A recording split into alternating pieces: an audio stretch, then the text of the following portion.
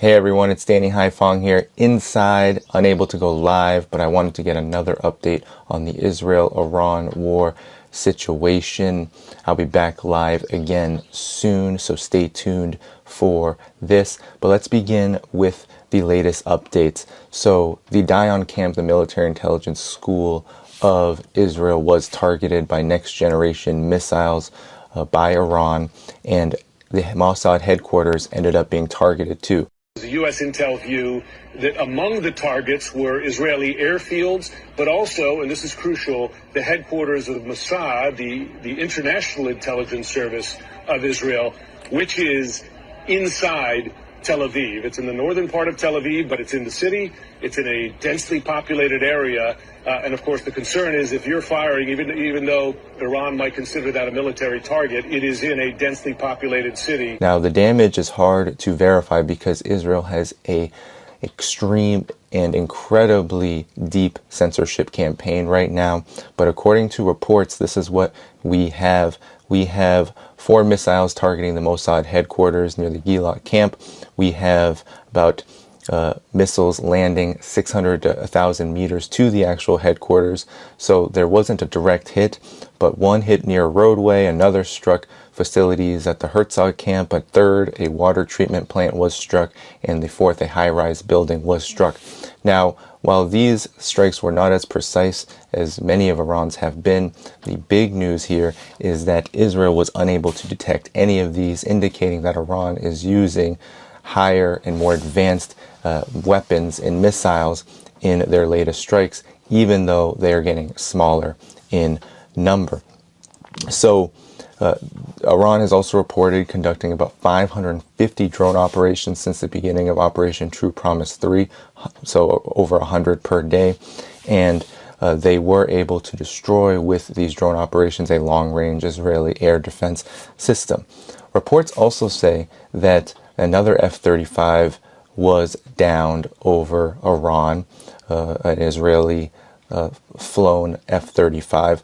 We also see missile fragments in northern Israel. Another big development is that more and more we are seeing Israeli air defense interceptors fail. They're becoming exhausted. Video has emerged of this, and this could explain why there is panic all across the Israeli government as well as the United States government over how to respond to this in a rapid fashion. Now, we are still waiting for confirmation over how advanced these weapons are becoming that Iran is using these missiles, but it is quite clear that Iran has said that they are going to continue to move up the escalation ladder, use their more advanced hypersonic weapons over the course of this conflict, and that they're ready for a long war. Tel Aviv remains under heavy fire. Despite the fact that these missile strikes are becoming fewer in number, all of Tel Aviv is essentially shut down. The residents of Tel Aviv are constantly and consistently having to go back and forth from bomb shelters. Effectively, Iran, through Operation True Promise 3, has taken out this capital as a viable center of any kind of activity, especially economic. So these are significant developments that need to be noted. Iran has said that they will continue their missile campaign, that this is really just the beginning, and they have dismissed all reports coming out of the Western mainstream media, Israeli media, that their missile systems are becoming exhausted. There are many theories about why Iran has decided to scale down the volume of their strikes. Some have said that this is psychological warfare, that they want to lull Israel asleep.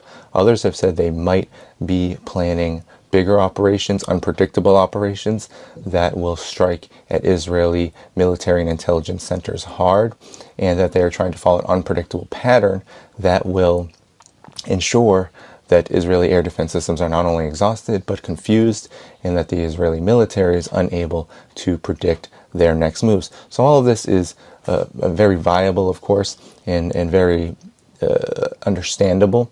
However, there are dangers here that are mounting.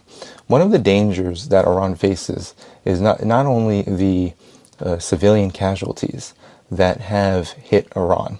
But also, it appears that Iran is having struggles with the infiltration of the Mossad and, of course, Israeli intelligence and the Israeli military into the ranks of their highest military channels. So Iran has, according to Israeli media, this has not been confirmed yet, but Ali Shamdani, who replaced Ali Rashid, one of Iran's top military chiefs, was killed in an airstrike overnight. So this is probably the biggest danger that Iran faces at the time. But Operation True Promise 3, it appears, given that the beginning of this conflict saw Israel take out a large number of Iran's military leadership, it continues. So these decapitation strikes are not stopping Iran's overall military operation, and they are committing to an ongoing and long war with Israel and the United States if the United States should join in. So Tel Aviv is effectively shut down. Israeli military intelligence and intelligence as a whole is now a target of Operation True Promise 3. The missiles are becoming more advanced, they're becoming faster, and it's unclear how many missiles Iran has, because Iran has reported thousands at times. Some believe 150,000 of different types in various missiles. However, regardless, the most important information here is that Iran is ready to continue this operation and is not seeking capitulation. However, Wall Street Journal reported in the last 24 hours that Iran is indeed seeking capitulation, which was rejected wholeheartedly by the Iranian government. So there's been a lot of activity. These missile campaigns and operations from the larger Operation True Promise 3 are going to continue, and we will continue to report on them here. Now, a big part of all of this, a big development, has been the war crime that Israel committed in the last 24 hours against the Iranian Broadcasting Corporation. Friend of this program, Mohammed Marandi, actually was participating in an interview while this operation was conducted. So the Iranian Broadcasting Corporation was hit by Israel. One was killed. There was video that surfaced of a reporter of the Iranian Broadcasting Corporation having to leave as the strike hit and dust and debris came into the building. And just minutes later, after the dust had settled, she came back and reported on the situation, and this has received a hero's welcome, not only in Iran, but also much of the world, which sees these dirty tactics as not just a war crime, but also just a complete deplorable act that only worsens Israel's image in the world.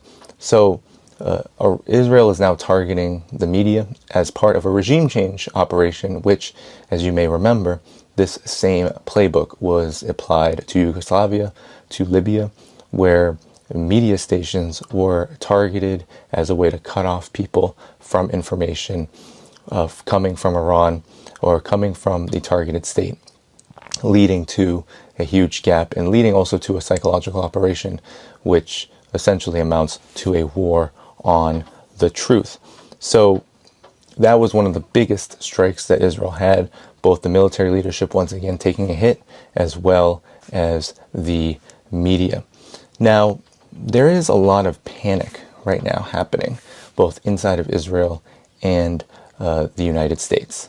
And the United States was participating in the G7. Donald Trump was in Canada, and he abruptly left. He said that after the dinner with leaders of the G7, he was going to leave for obvious reasons. And at the same time, he tweeted out or posted on Truth Social that Tehran had to evacuate immediately, that it was a waste of life, that Iran cannot have a nuclear bomb. He also went after Tucker Carlson on Truth Social. This was a very chaotic scene, and the fog of war is incredibly high. The United States, at the same time as Donald Trump was tweeting all of these very incendiary and threatening Truth Social posts, we had the USS Nimitz, as well as other destroyers, head to the Middle East. We also have carrier strike groups and tankers also heading to the region in an apparent show that the United States is ready to enter and participate in this conflict at some level. There's a lot of debate right now happening about what level that will be. Some Israeli media tried to announce that the U.S. had actually participated in strikes on Iran, and the U.S. shot those down. Israeli media has also said that, and U.S. media has also said that the United States will eventually enter the war and that preparations were being made as we speak. The U.S. has also shot that down to a certain degree. However, what the U.S. has not shot down, and what Pete Hegseth said on Fox News, was that they were preparing to defend, quote unquote, their assets in the region should Iran attack them. Now, the biggest development here, and there's two big developments here when it comes to U.S. desperation, is that Donald Trump said that he is looking for more than a ceasefire. He rejected all claims, because some claims were being made, that he was preparing a team to in an emergent fashion, speak with Iran's officials and set up a meeting between Steve Witkoff and the Iranian Foreign Minister, Mr. Araghchi.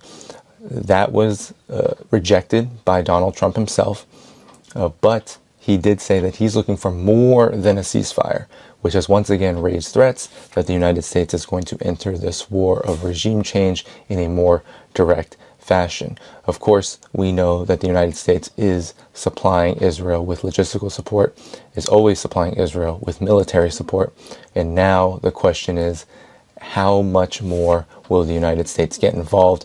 That is an evolving situation. And in another act of desperation, another act of what I think shows the panic happening in Washington, Donald Trump rejected Tulsi Gabbard's assessment during the annual threat assessment, and something that she has stood by, which is that Iran is not building a nuclear weapon.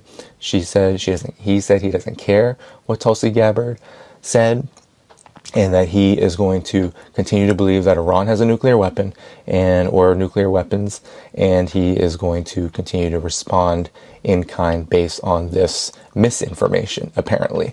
And so this really represents, I believe, a huge expose, an exposure of how desperate and panicked the United States is right now in trying to manage the situation. There's a lot of fog of war. There's a lot of indecisiveness, it appears, and there is a lot of uncertainty about the United States' possible response.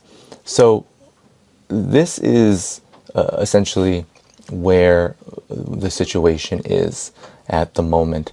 Iran is going to continue its missile attacks. It's going to ensure that Operation True Promise 3 continues. We have seen that Israeli air defense systems are becoming exhausted and they're becoming targeted. Israel is demonstrating that it does not have the capabilities, although it continues to claim it does, to significantly hit Iran's nuclear facilities. It does have the capabilities, however, to terrorize civilians. It is doing that. It is now striking media.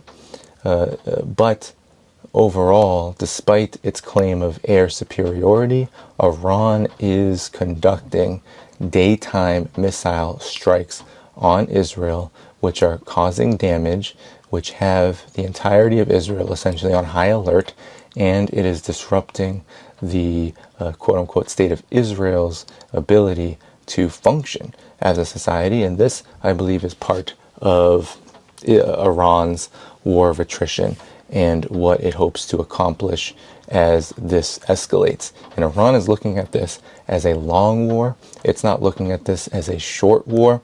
It sees that the escalation is being managed in large part by what the United States does. And that will determine a lot about how Iran is able to respond, what Iran should do. And we are going to have to stay tuned about all of this.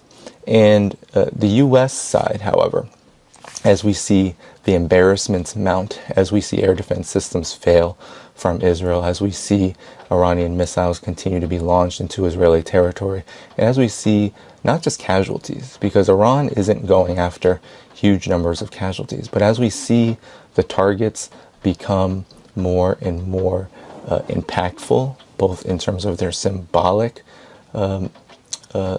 character, but also in terms of their actual impact. We are seeing now the scrambling of both the United States and Israel to prepare for a larger war. Iran says it is prepared for this. Iran has said that it is ready to target assets all across the region should the United States get more involved. So we are going to have to see now, in my estimation, it would be a disaster for the Trump administration to enter this war in full. And also, in my estimation, because the embarrassments have already been had, because Israel has already faced one of the most humiliating moments in its much vaunted and horrific genocidal history and colonial history, it would be, in many instances, an immediate reaction from the United States if the U.S. were in a better position and were feeling confident. Mind you, the United States does not delay, does not wait, does not think strategically. When it is able to strike immediately and with major force, it does.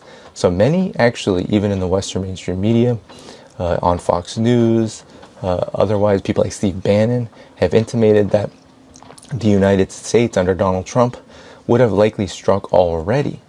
Now, I'm not going to underestimate the ability of the United States to commit horrific war crimes, enter this war, and do a lot of damage to Iran. But it appears the hesitancy that the United States is demonstrating under Donald Trump right now is because there are a lot of considerations that have to be taken into account. One, if the United States does enter this war in full, it has the potential to destroy, and I'm going to say this very clearly, destroy the world economic system, the world economy. We will see recession, we will see oil prices go up to levels that we have not seen in generations, if ever. We will see economic calamity, and we will see a drop in public trust and legitimacy in the United States and worldwide of the United States in general. This is something that Donald Trump will have difficulty in navigating and managing at such an early point in his administration. Of course, the Iran war hawks, people like Lindsey Graham, they don't care about this. They are seeing an opportunity right now to try to strike as quickly and as forcefully as possible to commit regime change. They are looking at the Ayatollah Ali Khamenei. They see him as the head of the snake. They want to kill him. They want to assassinate him. They want to send a message to the Iranian people that their government, that their political system is not only under threat, but it is going to be destroyed imminently. And so this is psychological terror. This is terrorism. We see Israel committing acts of terrorism in the last 24 hours. They have focused a lot on detonating car bombs and moving in a way where they strike at the heart of the Iranian people in a manner that is supposed to send a message that they should be afraid and that their fear should lead them to want to destroy the Iranian government, overthrow it. Now, it appears that the Iranian people are not interested in this. We don't see any evidence of protests, of color revolution activity in Iran. This likely indicates that the Iranian people, at the very least, are uniting around the current government in a state of war. Now, this was always likely going to be the case. The Iranian people have been suffering decades of sanctions and war threats and actual war. Remember, after the Iranian Revolution of 1979, the Iran-Iraq War started immediately, and the U.S. backed, some say the United States backed both sides, but they sent weapons of mass destruction to the Iraqi government. This led to horrible casualties and losses on both sides. But this was right after the Iranian Revolution in 1979, and Iran came out of it, and they were able to rebuild and continue developing their society under sanctions. So Iran, at this moment, both its people and its government are demonstrating that they are not bowing down, they are not capitulating to Israel or the United States. And at this very moment, the United States is pondering whether it is going to get more heavily involved. And what would that look like? Well, I've said on this program before that the United States is facing a big predicament in that as it sends its naval destroyers, as it sends its aircraft carriers, and as it sends its tankers, etc., to the region, it has to factor in that Iran may even be holding back right now because it is saving its most advanced weaponry and its most effective missile stockpiles for the event of a wider and bigger conflict.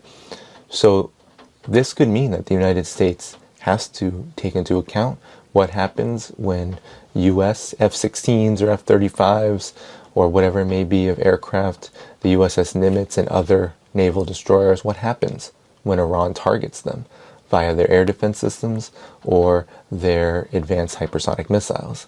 Because if the United States loses even just one of these in conflict, it will be an incredibly damaging scene and blow to American exceptionalism, and the ruling circles, the foreign policy establishment, will likely want to escalate further, and this could mean a potentially nuclear war situation where the U.S. considers dropping a nuclear bomb on Iran. Given that danger, because if the United States goes down that path, it's the end of Donald Trump, it might signal and spark widespread unrest in the United States and worldwide. All of this is deeply dangerous for the United States, not to mention the fact that the U.S. military is exhausted. Its air defense systems are exhausted. They have used up much of their weaponry and whatever they had in the Ukraine conflict.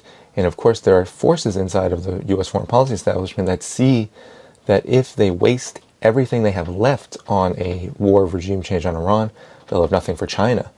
So this is the U.S. military, U.S. empire outstretched. We are seeing its decline, and we are seeing the panic that Operation True Promise 3 has laid bare on the U.S. empire and, of course, Israel with it.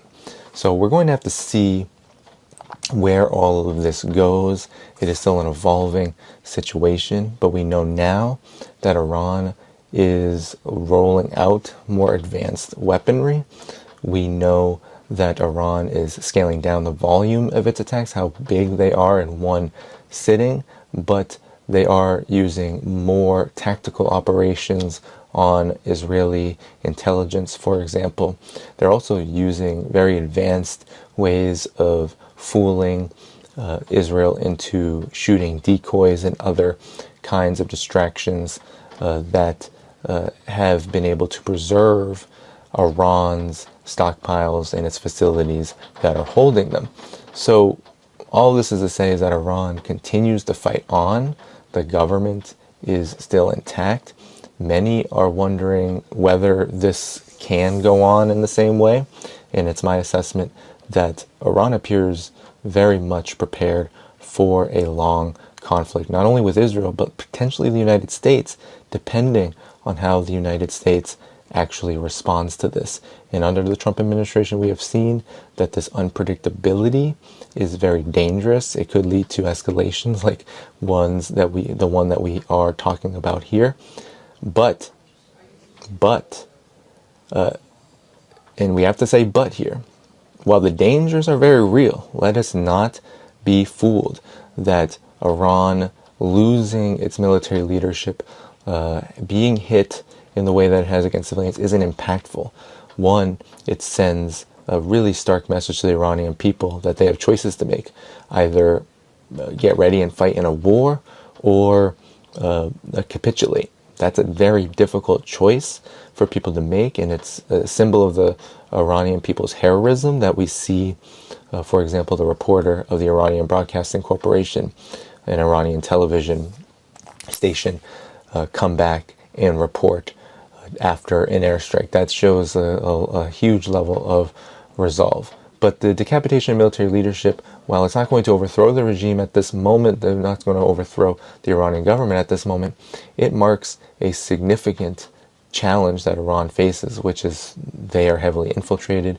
And while they're working on this and they are working to stamp out whatever Mossad and Israeli intelligence infiltration has occurred. It appears that it is quite significant and will have an impact on the length and the trajectory of this conflict. But at this moment, Iran is defending itself. It is fighting back. It is not on the verge or the brink of falling.